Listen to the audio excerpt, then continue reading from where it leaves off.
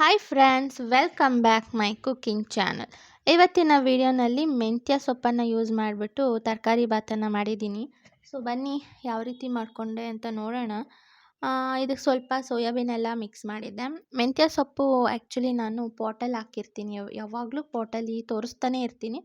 But ನಾನು ನಿಮಗೆ cook ಮಾಡೋದನ್ನ ತೋರಿಸಿರಲಿಲ್ಲ. ಸೊ ಬನ್ನಿ ಯಾವ ರೀತಿ ನೋಡೋದು. ಫಸ್ಟು ತರಕಾರಿ ಎಲ್ಲ ರೆಡಿ ಇದೆ, ಅದಕ್ಕೆ ಸೊಪ್ಪೊಂದು ರೆಡಿ ಇಲ್ಲ. ಸೊ ಬನ್ನಿ ಫಸ್ಟು ಪಾಟಲ್ಲಿ ಕಿತ್ಕೊಂಬಂದ್ಬಿಡೋಣ. ನೋಡ್ಬೋದು ಒಂದು ಪಾಟ್ ಫುಲ್ಲು ಸೊಪ್ಪನ್ನು ಹಾಕಿದ್ದೀನಿ. ಇನ್ನೊಂದು ಪಾಟಲ್ಲಿ ಇದೆ, ಬಟ್ ಅದಿನ್ನು ಸ್ವಲ್ಪ ಬೆಳೀತಾ ಇದೆ. ಸೊ ತಕ್ಷಣಕ್ಕೆ ನಾನು ಇಲ್ಲೊಂದು ಅರ್ಧ ಪಾಟಷ್ಟು ಕಿತ್ಕೊಳ್ತಾ ಇದ್ದೀನಿ ಸೊಪ್ಪನ್ನು.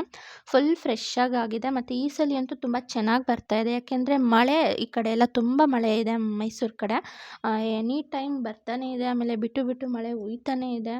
ಅದರಿಂದ ನಾನು ಹೆಚ್ಚಾಗಿ ನೀರು ಹಾಕ್ತಾಯಿಲ್ಲ. ಮಳೆ ನೀರಲ್ಲಿ ತುಂಬ ಚೆನ್ನಾಗಿ ಸೊಪ್ಪೆಲ್ಲ ಚೆನ್ನಾಗಿ ಬರುತ್ತೆ. ಬೇರೆ ಏನಾದರೂ ಆಗಿದ್ದಿದ್ರೆ ಕೀಳ್ತಾನೆ ಇರಲಿಲ್ಲ.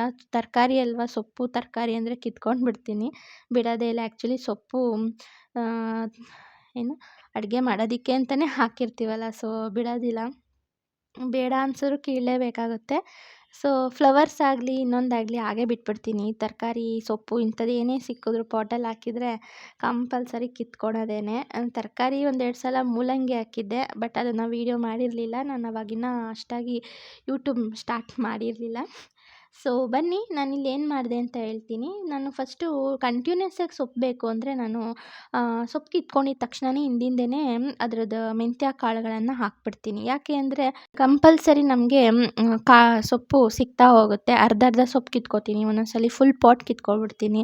ಬಟ್ ಒಂದು ಫುಲ್ ಪಾಟ್ ಕಿತ್ಕೊಂಡಾಗ ಮತ್ತೆ ಇನ್ನೊಂದು 2 ಡೇಸ್ ಬಿಟ್ಟು ಬೇಕಾಗಿರುತ್ತೆ. ಅದಕ್ಕಾಗಿ ಏನು ಮಾಡ್ತೀನಿ, 2 ಪಾಟಲ್ಲಿ ಇಲ್ಲ 3 ಪಾಟಲ್ಲಿ ಉದುರಿಸಿರ್ತೀನಿ ಅದರ ಸೀಡ್ಸ್ ಎಲ್ಲನೂ. ಆವಾಗ ನಮಗೆ ಸ್ವಲ್ಪ ಹೆಚ್ಚಾಗಿ ಸೊಪ್ಪು ಸಿಗುತ್ತೆ. ಬಟ್ ಫುಲ್ಲು ಕಿತ್ಕೊಂಡ್ಬಿಟ್ರಂತೂ ಸೊಪ್ಪೇ ಇರಲ್ಲ. ಅದಕ್ಕೆ ಯಾವುದ್ರಲ್ಲಾದ್ರೂ ಒಂದೊಂದ್ರಲ್ಲಿ ಬಿಟ್ಟೇ ಇರ್ತೀನಿ. ಚೆನ್ನಾಗಿ ಸಿಗುತ್ತೆ. ಅಂಗಡೀಲಿ ತಗೊಬಂದು ತಿನ್ನೋದಕ್ಕಿಂತ ಮನೆ ಹತ್ರನೇ ಕ್ಲೀನಾಗಿರುತ್ತೆ. ಆಮೇಲೆ ಇನ್ನೊಂದೇನೆಂದರೆ ಅಷ್ಟು ಮಣ್ಣು ಇರೋದಿಲ್ಲ. ಫ್ರೆಶ್ ಅಂದರೆ ಹೆವಿ ಫ್ರೆಶ್ ಆಗಿರುತ್ತೆ. ನಮಗೆ ಬೇಕು ಅಂದಾಗ ಒಂದು 5 ನಿಮಿಷ ಕಿತ್ಕೊಬಂದು ಮಾಡಿಕೊಂಡ್ರೆ ಮಾತ್ರ ತುಂಬ ಚೆನ್ನಾಗಿರುತ್ತೆ. ತುಂಬ ಟೈಮ್ ಹಿಡಿಯುತ್ತೆ, ಸೋಸ್ಕೋಬೇಕು, ನಾವು ಬೇಗ ಕಿತ್ತಿಡಬೇಕು ಅನ್ನೋದೆಲ್ಲ ಏನಿಲ್ಲ. ಮಾಡೋಕೆ ಒಂದು 10 ನಿಮಿಷದ ಮುಂಚೆನೇ ನಾವು ತೊಗೊಂಡು ಬಂದು ಸ್ವಲ್ಪ ಅದರ ರೂಟ್ಸ್ಗಳನ್ನ ಕಟ್ ಮಾಡಿಬಿಟ್ಟು ವಾಶ್ ಮಾಡಿಬಿಟ್ರೆ ಸಾಕು, ಏನಿಲ್ಲ, ಬೇಗ ಆಗೋಗುತ್ತೆ. ಬೇರೆ ಇನ್ನು ಸಣ್ಣ ಪುಟ್ಟ ಕೆಲಸಗಳೆಲ್ಲ ಇರುತ್ತಲ್ಲ ಕುಕ್ ಮಾಡುವಾಗ, ಅದೆಲ್ಲ ಮಾಡ್ಕೊಳ್ಳೋ ಅಷ್ಟೊತ್ತಿಗೆ ಇದು ನೀಟಾಗಿ ಮಣ್ಣು ಬಿಟ್ಬಿಟ್ಟು ನೀಟಾಗಿ ಫ್ರೆಶ್ಶಾಗಿ ರೆಡಿಯಾಗಿರುತ್ತೆ. ಸೊ ನೋಡ್ಬೋದು ನೀವಿಲ್ಲಿ ನಾನು ಎಷ್ಟು ಕ್ಲೀನಾಗಿ ಬೇಗನೆ ಕಟ್ ಮಾಡ್ತಾಯಿದ್ದೀನಿ. ಏನಂದರೆ ಅಂಗಡಿಯಿಂದ ತರೋವಂಥದ್ದು ಒಂದೊಂದೇ ಸೊಪ್ಪನ್ನು ತೊಗೊಂಡು ಕಡ್ಡಿನ ಕ್ಲೀನ್ ಮಾಡ್ತಾ ಹೋಗಬೇಕು. ಆಮೇಲೆ ಅದರಲ್ಲಿ ಸ್ವಲ್ಪ ಅಲ್ಲಲ್ಲೇ ಕೊಳ್ತಂಗೆ ಆಗಿರುತ್ತೆ. ಅವರು ಗಟ್ಟಿ ಗಂಟಾಕ್ಬಿಟ್ಟಿರ್ತಾರಲ್ಲ, ಅದೆಲ್ಲ ಏನಾಗುತ್ತೆ ಕೊಳ್ತಂಗೆ ಆಗ್ಬಿಡುತ್ತೆ. ಸೊ ಅದಕ್ಕೆ ಅದು ಅಷ್ಟು ಚೆನ್ನಾಗಿರಲ್ಲ. ಅವಾಗ ತಾನೇ ಕಿತ್ತು ತಂದು ಮಾರೋವಂಥವ್ರಾದರೆ ಈ ಥರ ಸೊಪ್ಪು ಸಿಗುತ್ತೆ, ಬಟ್ ರೇರ್ ಆದರೂ ಸಿಗೋದು. ಸೊ ನಾನು ಅದಕ್ಕೆ ಆದಷ್ಟು ಮನೆ ಹತ್ರ ಸೊಪ್ಪನ್ನು ಹಾಕ್ಕೊಳ್ತಾನೆ ಇರ್ತೀನಿ. ಸೊ ನೋಡ್ಬೋದು ಇಲ್ಲಿ ನಾನು ಫಸ್ಟು ಬಾತ್ ಮಾಡಲಿಕ್ಕೆ ಅಕ್ಕಿಯನ್ನು ಹಾಕ್ಕೊಳ್ತಾ ಇದ್ದೀನಿ. ಸೊಪ್ಪೆಲ್ಲ ಕ್ಲೀನ್ ಆಯಿತು. 1/4 ಗ್ಲಾಸಷ್ಟು ಅಕ್ಕಿಯನ್ನು ಹಾಕ್ಕೊಂಡೆ. ಗ್ಲಾಸ್ ನೋಡ್ಬೋದು, ಮಾಮೂಲಿ ಕಾಫಿ ಇಲ್ಲ ಜ್ಯೂಸ್ ಕುಡಿಯೋವಂಥ ಸಿಂಪಲ್ ಗ್ಲಾಸ್ ಅಷ್ಟೇ ನಾವು ಯೂಸ್ ಮಾಡೋದು. ಎನಿ ಟೈಮ್ ಬರೀ ನಾಷ್ಟಕ್ಕೆ ಅಂತ ಅಲ್ಲ, ಊಟಕ್ಕೆ ಅಂತಲ್ಲ, ಅದೇ ಗ್ಲಾಸೇ ಬಳಸೋದು. 1 ಗ್ಲಾಸಿಂದ 1.5 ಗ್ಲಾಸ್ ಅಕ್ಕಿ ಹಾಕೋದು ಹೆಚ್ಚು ನಮ್ಮ ಮನೇಲಿ. 1 ಗ್ಲಾಸಲ್ಲಂತೂ ಏನಾದ್ರು ಸ್ವಲ್ಪ ಅನ್ನ ಉಳಿದಿದೆ ಅಂತ ಅನಿಸ್ಬಿಟ್ರಂತೂ 1 ಗ್ಲಾಸ್ ನಾನು ಹಾಕೋಕ್ಕೆ ಹೋಗಲ್ಲ. ಸೊ ಇಷ್ಟು ಅಂದರೆ ಹೊಟ್ಟೆ ತುಂಬ ತಿಂತೀವಿ, ಬಟ್ ಏನಂದರೆ ನಾವು ಅಷ್ಟಾಗಿ ವೇಸ್ಟ್ ಮಾಡೋಕ್ಕೋಗಲ್ಲ. ಎಷ್ಟು ಬೇಕೋ ಅಷ್ಟೇ ಮಾಡ್ಕೊಳ್ತೀನಿ. ಸೊ ಬನ್ನಿ ಯಾವ ರೀತಿ ಮಾಡೋದು ನೋಡೋಣ. ಫಸ್ಟು ಅಕ್ಕಿನೂ ನೆನೆಸಿಟ್ಕೊಂಡಿದ್ದೀನಿ.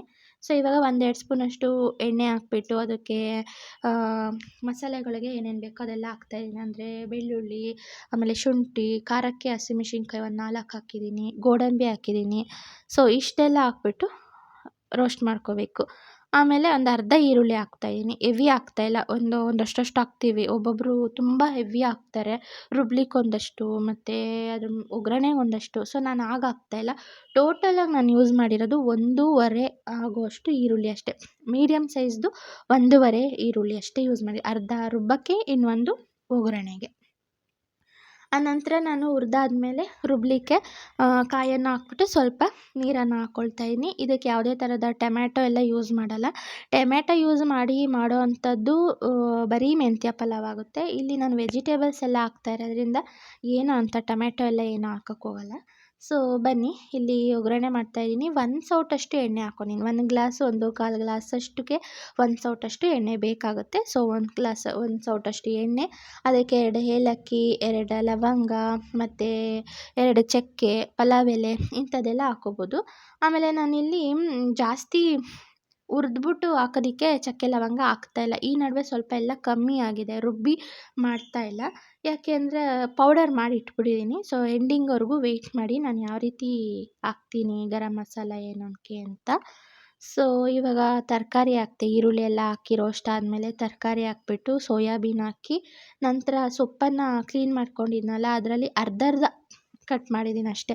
ಒಂದು 3 ಸಲ ಕಟ್ ಮಾಡಿಕೊಂಡ್ರೆ ಸಾಕು. ಜಸ್ಟ್ 3 ಲೈನ್ಸಲ್ಲಿ ಇಟ್ಕೊಂಡು ಕಟ್ ಮಾಡಿಬಿಟ್ರೆ ಸಖತ್ತಾಗಿ ಕಾಣುತ್ತೆ. ಯಾಕಂದರೆ ಸಣ್ಣಗೆ ಹಚ್ಬಿಟ್ರೆ ಅದೇನೂ ಕಾಣಲ್ಲ, ನಮಗೆ ಬಾತಲ್ಲಿ ಇದೆ ಅಂತಲೇ ಗೊತ್ತಾಗಲ್ಲ. ಸೊ ಅದಕ್ಕಾಗಿ ಈ ಥರ ಕಟ್ ಮಾಡಿಬಿಟ್ಟು ಹಾಕ್ತೆ. ಮತ್ತು ರುಬ್ಬಿರೋ ಮಸಾಲನೂ ಸಹ ಆ್ಯಡ್ ಮಾಡಿದೆ, ಜೊತೆಗೆ ಮೊಸರನ್ನ ಹಾಕ್ತಾಯಿದ್ದೀನಿ. ನೀವು ನೋಡ್ಬೋದು, ನಾನೊಂದು ಬೌಲ್ ತೋರಿಸ್ತಿರ್ತೀನಲ್ಲ ಗಾಜಿಂದು, ಅದರಲ್ಲಿ ಒಂದು 1/4 ಬೌಲಷ್ಟು ಮಾತ್ರ ಮೊಸರನ್ನ ಹಾಕಿದ್ದೀನಿ. ಅಂದರೆ ಸರ್ವಿಂಗ್ ಬೌಲ್ಸ್ ಬರುತ್ತಲ್ಲ, ಗೊಜ್ಜು ಇಂಥದ್ದೆಲ್ಲ ತಿನ್ನುವಂಥದ್ದು, ಅದರಲ್ಲಿ ನಾನು 1/4 ಬೌಲಷ್ಟು ಹಾಕಿದ್ದೀನಿ ಮೊಸರನ್ನ. ಮೊಸರು ಹಾಕೋದ್ರಿಂದ ತುಂಬ ಜ್ಯೂಸಿಯಾಗಿ ಬರುತ್ತೆ. ಆಮೇಲೆ ಅನ್ನ ತುಂಬ ಚೆನ್ನಾಗಿ ಸಾಫ್ಟಾಗಿ ಬೆಂದಿರುತ್ತೆ. ಮಕ್ಳಿಗಂತೂ ಮೆತ್ತಗಿರೋ ಅನ್ನ ಅಂತೂ ಕೊಟ್ಟರೆ ತುಂಬ ಚೆನ್ನಾಗಿ ತಿಂತವೆ. ಅದರಲ್ಲೂ ನನ್ನ ಮಗಳಂತೂ ಸಾಫ್ಟಾಗಿರಲಿ, ಬಿಸಿ ಬಿಸಿಯಾಗಿರಲಿ ಅಂತ ಕೇಳ್ತಾ ಇರ್ತಾಳೆ. ಸೊ ಅವಳು ಆ್ಯಕ್ಚುಲಿ ಬಿಸಿ ಇದ್ರೇ ತಿನ್ನೋದು, ತಣ್ಣಗಾದರೆ ಒಂಥರ ಮಖ ಮಾಡ್ಕೊಡ್ತಾಳೆ, ತಿನ್ನೋದೇ ಇಲ್ಲ, ಬಿಟ್ಬಿಡ್ತಾಳೆ. ಸೊ ಇಷ್ಟಾದಮೇಲೆ ನೀರನ್ನು ಹಾಕ್ಬಿಟ್ಟು ನಾನು ನೀರು 3 ಗ್ಲಾಸ್ ಹಾಕಿದ್ದೀನಿ. 1/4 ಗ್ಲಾಸ್ ಅಲ್ವಾ, ಸೊ 3 ಗ್ಲಾಸ್ ಹಾಕಿದೆ. ಬೇಕು ಅಂದರೆ ಇನ್ನೊಂದು ಚೂರು ಹಾಕ್ಕೋಬೋದು, ಅಂದರೆ 1/4 ಗ್ಲಾಸಷ್ಟು.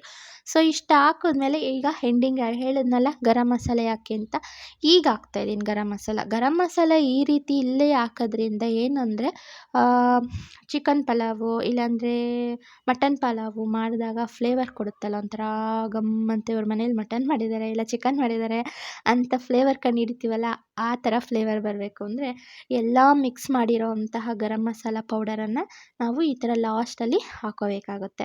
ಸೊ ನಂತರ ರುಚಿಗೆ ತಕ್ಕಷ್ಟು ಉಪ್ಪನ್ನು ಹಾಕಿದ್ದೀನಿ. ಒಂದೊಳ್ಳೆ ಮಿಕ್ಸನ್ನು ಕೊಟ್ಬಿಟ್ಟು ಕುದಿಲಿಕ್ಕೆ ಬಿಟ್ಟಿದ್ದೀನಿ.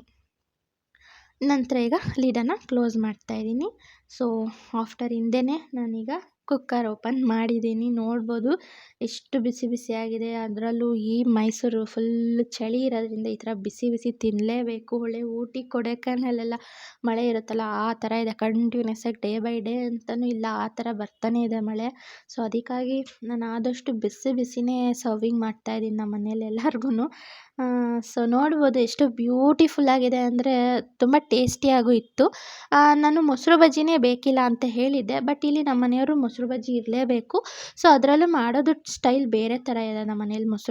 ಮೊಸರು ಹಾಕ್ಬಿಟ್ಟು ಅದಕ್ಕೆ ಒಗ್ಗರಣೆ ಕೊಡ್ತೀನಿ ಸರ್ವಿಂಗ್ ಮಾಡುವಾಗ.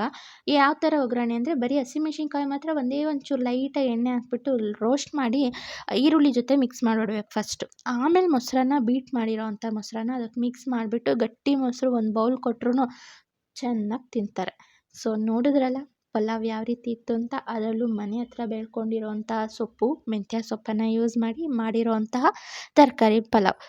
ಸೊ ತುಂಬ ಟೇಸ್ಟಿಯಾಗಿತ್ತು. ಹಾಗೆ ನಿಮಗೂ ಇಷ್ಟ ಆಗಿದೆ ಅಂದ್ಕೊಳ್ತೀನಿ. ಇಷ್ಟ ಆಗಿದರೆ ಲೈಕ್ ಮಾಡಿ, ಶೇರ್ ಮಾಡಿ, ಸಬ್ಸ್ಕ್ರೈಬ್ ಮಾಡ್ಕೊಂಡು ನೋಡಿ. ಬಾಯ್.